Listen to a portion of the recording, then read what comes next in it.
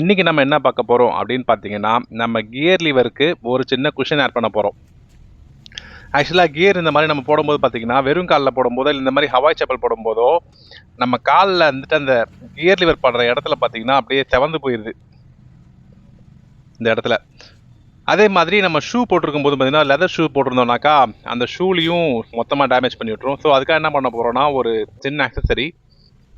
இது பார்த்தீங்கன்னா ப்ரோடேப்பருங்கிற பிராண்டில் ஒரு 60 ருபீஸ் தான். சிலிக்கோனில் தான் மேக் ஆகிருக்கும். ஸோ சிலிக்கோன்னாலே நமக்கு தெரிஞ்சது தான், மேலே கொஞ்சம் சாஃப்டாகவே தான் இருக்கும். ஸோ இதை மட்டும் ஜஸ்ட்டு போட்டு ட்ரை பண்ணி பார்ப்போம் எந்த அளவுக்கு ஒர்த்தாக இருக்குன்றத.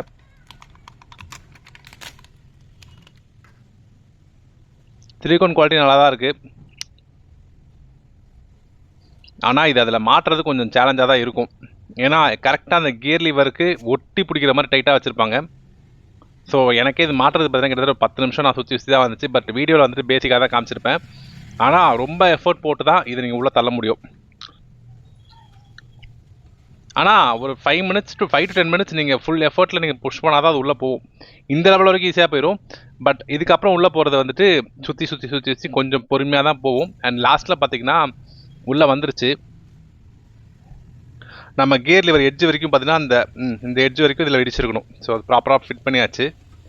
இப்போ பார்த்தீங்கன்னா பெரிய டிஃப்ரென்ஸ் இல்லை. ஆனால் ஓரளவுக்கு ஒரு சின்ன ஒரு குஷன் இருக்குன்னு தான் சொல்லணும். ஸோ அவ்வளோதாங்க, இதோட வீடியோ முடிச்சுக்கலாம். தேங்க்யூ.